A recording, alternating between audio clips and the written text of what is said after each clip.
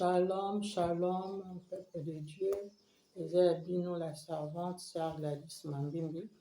Avato bandanyo soto tika moment on a beaucoup nzambe to bondeli. Éternel Dieu des armées, au nom puissant de Jésus-Christ de Nazareth, tu es tika moment on a beaucoup na Jésus. Seigneur, on a disparaître yo Jésus, on va apparaître dans quatre ya émission.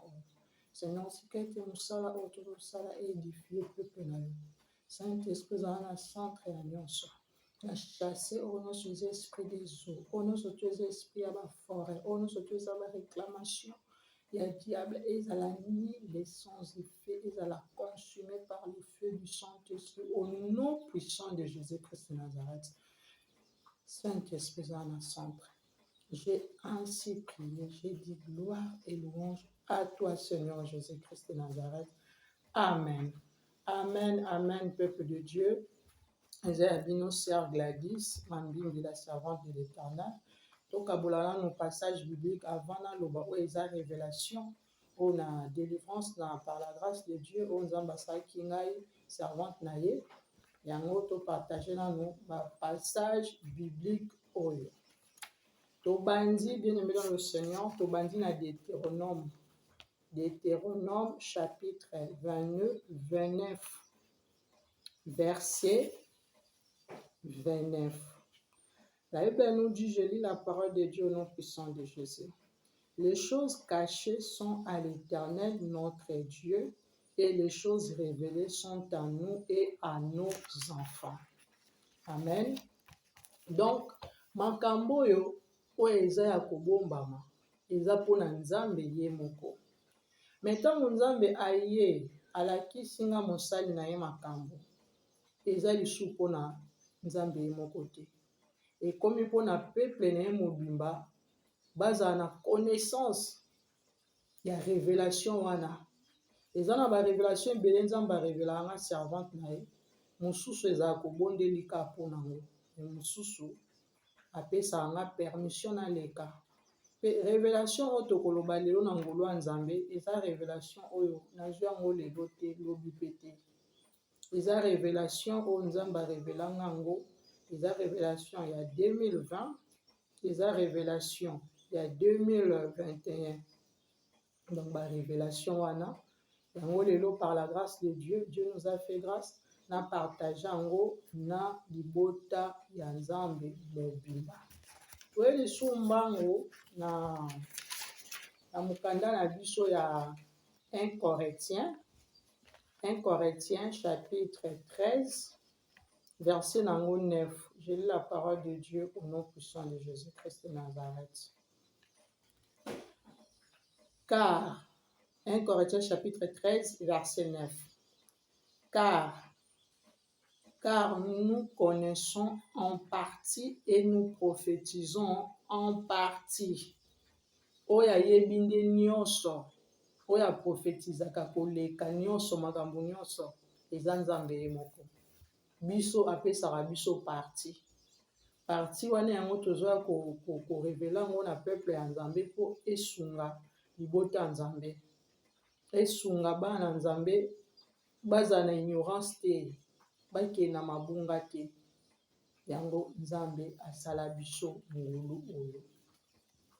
À la grâce de Dieu, toyeli suswawa na Jean, toza na Jean chapitre 4, verset na biso 24. Je lis la parole de Dieu au nom puissant de Jésus-Christ de Nazareth. Dieu est esprit, et il faut que ceux qui l'adorent en esprit et en vérité. Donc moi, j'ai fait le travail de mon Seigneur Jésus-Christ de Nazareth en esprit et en vérité. Oh, kako Jésus-Christ a lobelanga yango nazosala. En esprit et en vérité, parce que c'est lui le seul que j'adore. C'est lui le seul où esali kena ya liboso ya peuple nzambe l'Éternel. Eza Jésus-Christ de Nazareth. Non ya famille te ya mokili te, mais ya Jésus-Christ de Nazareth yango ememinga devant peuple na ye. Toyeli lisusu awa na Ésaïe chapitre 30 na verset 10. J'ai lu la parole de Dieu au nom puissant de Jésus-Christ de Nazareth, qui disait aux voyants, ne voyez pas, et aux prophètes, ne nous prophétisez pas des vérités. Bien-aimés dans le Seigneur, ne nous prophétisez pas des vérités. Dis-nous des choses flatteuses, prophétisez des chimères. Yango lelo temps tokomi bandeko toza déjà na temps suka temps eza lisu ebele te me bato bazosepela na bamessage oyo ekosepelisa bango to prophétiser vérité te toloba makambo eza ezoflate non. Nga nalobaka oyo nzambe alakisa nga mpe oyo alobelaka nga oyo mpe atindaka nga nasala na elanga na ye. Yango nga servante na ye Gladys nayaka liboso ya peuple ya Nzambe mpona koloba. Tokoti na message na biso po oyo ya Nzambe babakisaka te balongolaka pe te. Tokoti na message na révélation oyo Nzambe atalisaki nga servante na ye na ngolu na ye ezalaki na 2020. Na 2020 Nzambe akotisaka nga programme moko ya jeûne et prière. Nayebaka te ezalaka eloko nini oyo alingaki atalisanga ndenge Deutéronome 29 chapitre 29 verset 29 ezoloba oyo eza ya korevele eza ya biso oyo eza kashe eza ya Nzambe ye moko. Nakotaka mabondeli wana jeûne et prière na bandeki kogene nazoprie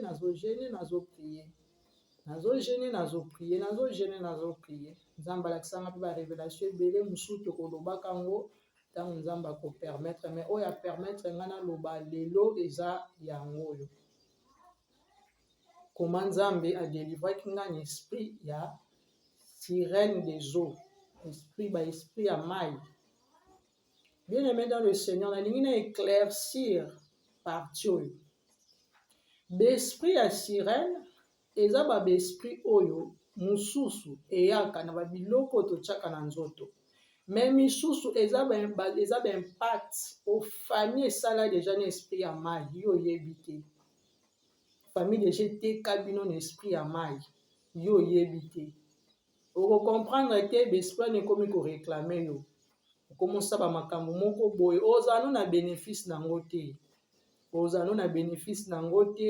Ni ya nini balobaka nini ni ya mibali ya mbongo balanda yo ni me bango moko bato basala impact wana alliance wana bango moko ndi mbozala ba bénéfique impact na bango parce que eza na ba famille bateki bino bango mo bazo bénéficier nango mais yo oza na au courant de rien yo vivre noka ba vie moka ka bizarre normal ok bango ndesko mutu ezo sala bénéfice na bango moko.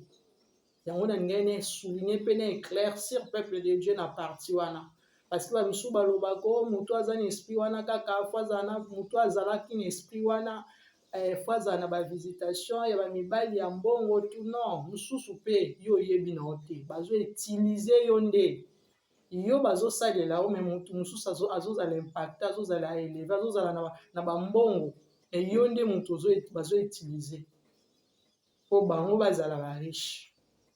Yango Nzambe atiaki nga na kati na éclaircir côté wana. Ntango na kote ya mabondelo wana nalali mokolo moko na sisi mokolo moko ezalaki nanu nazalaki nanu nasisaki travail na nga wana te ya jeûne et prière au Jésus-Christ de Nazareth ayaki koyebisa nga na kota na ngolu na ye ezalaki nanu esilaki te. Ndenge ezalaka sikoyo ozofongola jeûne na 18h. Na 18h nafongoli jeûne ntango nasambeli naliaki non te kaka nasambeli kaka kofongola jeûne na niveau ya koprie. Ntango na prie nasisi kobondela na ressentir fatigue moko boye ezwi nga makasi ezwi nga vraiment fatigue ezwi ngai vraiment makasi nasalonge mbala moko parce que na bandeki kosambela ya kofukama et affaiblir nga na kwei. Ntango na kwei bien-aimé dans le Seigneur boyoka nini ebimai na nzoto namoni esprit ya sirène tala suki ebele ebimi na kati ya nzoto na nga ekei wana ezalaki première délivrance ya esprit des eaux na 2020 Bien aimé dans le Seigneur, wananga déjà na se dépouiller, nzambe déjà alongolanga ba mèche batissage, alongolanga déjà biloko nyonso. Parce que nga na bandi dépouillement na nga na koti na ngodo na banzango na fin 2019 na koti 2020 mobimba. Ti ndenge nzambe azosala na ngulu na ye ti afasone nga ndenge oyo nazali. Wana nazalaki déjà makambo nazoloba bino nazalaki déjà na kati ya dépouillement. Nazalaki déjà na tiaka déjà ba biloko na bango te. Mais fallaki nazala délivré na l'esprit wana. Esprit wana ebima wana première. Deuxième esprit wana ebimaka ndenge nini. Nkomsu nzambe ayebisi ngai alobi ma servante eza na esprit wana pe moko evandaka na kati ya ndako na yo. Mais esprit wana esiégeant na mbeto. Bozwa mbeto wana bobwaka. Bien aimé dans le Seigneur, délivrance eza une longue processus. Délivrance ezaka na processus ya molai. Yo zaka en obéissance. Nazo beta sete côté wana.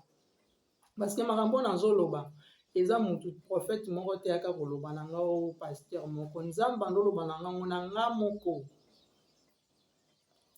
Yebisi mobali na nga na bito bimisa mbetu oyo tala nzambe makambo alobi. Nzambe yebisi nga na air ya oke kobwaka mbetu wana bien aimé dans le Seigneur. Tobwaka mbetu wana tomona nzambe ya korevele ngai esprit ya une femme ebanda kovanda lisu mpe kaka na ndako na biso abanda kolela comme jamais. Nabenga na ye nazo autorité sur ye nabenga na ye abima akenda esuki mpe wana te. Na 2021 nzambe aye kokotisa ngai lisusu travail ya jeûne et prière. Ayebisi nga kota servante na nga travail ya jeûne et prière. Na koti travail wana ya jeûne et prière. Ezalaki jeûne et prière moko ya 7 jours. Na koti travail ya jeûne et prière wana. Donc na koti travail ya jeûne et prière. Nzambe ayebisi nga lobi ma servante. Omoni pourquoi omonaka toujours mutu alandako na nsima. Donc omonaka ba vision moko bien aimé dans le Seigneur. Tofongola miso na bandoto mosusu tolotaka. Ndeti nga na bandeko komona ndoto wana mingi. Na mema mwana na memaka mutu mona mwana moko na mukongo na nga na memaka na mukongo na partageant pe na ndeko moko. Bon, réponse assure ezalaka te sengela eka nzambe akomisa nga na réponse assure. Nzambe yebisi nga lobi tala esprit oyo etambolaka na yo partout. Soki nga nzambe nalingi nasala bolamu eza na esprit oyo nde mutu empêchaka nasala bolamu. Esprit nini nzambe aye kolakisa nga donc babiloko nyonso na bandeki kosala na nzoto vi nyonso to nga na bandeki komene ya sali to ebandeki koglorifie nzambe te ya kobimaka na mobali sans libala ya bamakambo ebele oyo bandeki koglorifie nzambe na nga te. Babetaka nga deja bakashe batatouage ya dragon partout na nzoto bien aimé dans le Seigneur. Partout. Bo excusez nga tina niveau ya sexe tatouage wana ya dragon. Parce que dragon wana c'est une femme qui me suivait ye mutu aportaki biloko wana parce que ye nde mutu abandaki kolanda nga partout. Na ye kozonga mwa nsima moke Jésus Christ ntango azobenga ngai na bandaki vraiment ezalaki facile te.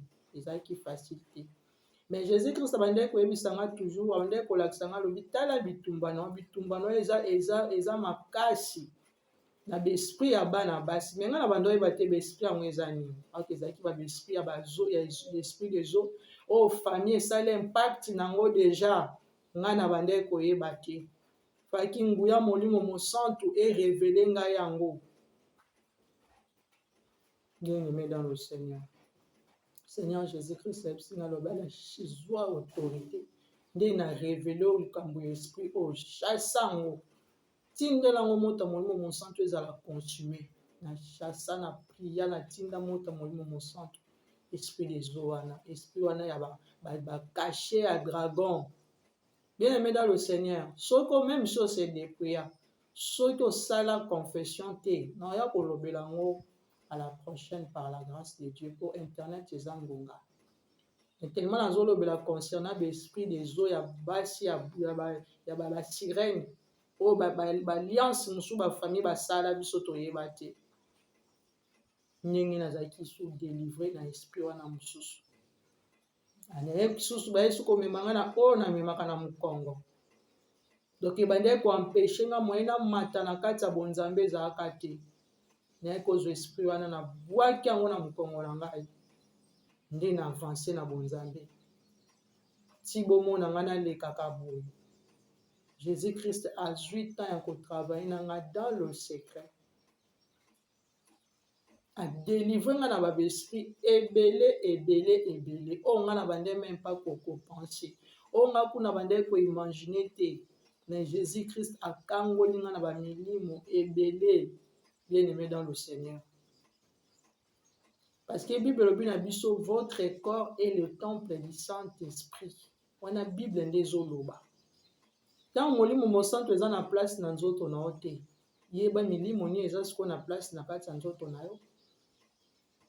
Parce que Nzambe aboyi kovanda na ndako eza construit par les mains d'hommes. Asali nzoto na biso temple. Eza bongo ngai servante na bino, Sœur Gladys, nazwaki ngolu ya kozala délivrer na babesprit wana. Bien-aimé dans le Seigneur, tant eza mabe tokomi na temps moko ya suka. Lelo oyo bato bakomolinga ba message ndenge ezali 30 elobi na biso. Verset nango 10. Bato balingi toloba na bango ba profession ya koflatter. Mais non. Nzambe nde mutatindi nga lobi loba. Nzambe nde mutatinda nga liboso na bino. Nzambe pe nde mutatinda nga na internet. Nalala te na lamuka. Première fois nga naleka na internet ezalaka na 2020. Na 2020 vers 10e mois comme ça si je ne me trompe pas. Naleka na chaîne moko le Nazaria Nzamba pambola sœur na biso la servante de l'Éternel sœur Tiffany. Naleka kuna napesaka témoignage ya mwana na ngai opération mais nalobaka témoignage na ngai te na profondeur parce que ezalaka nanu temps ya koloba yango te. 2021 na fin pe ya 2021 encore Nzambe nde koyebisa ngai na bima lisusu na internet parce que Nzambe ntango abenganga ayebisanga abenganga international. Nakoya na école spirituelle par la grâce de Dieu. Nakoloba comment na recevaki appel nanga. Comment Nzambe amemanga na école spirituelle ko travailler nanga. Nakoloba ngo. Mais na ba témoignage nanga eza na ba point mususu pe déjà lobamaki. Ezaki yango wana oyo Nzambe atiaki par la grâce de Dieu to partager yango lelo. Oyo eza chaîne na bino bana Nzambe eza gloire à l'Éternel.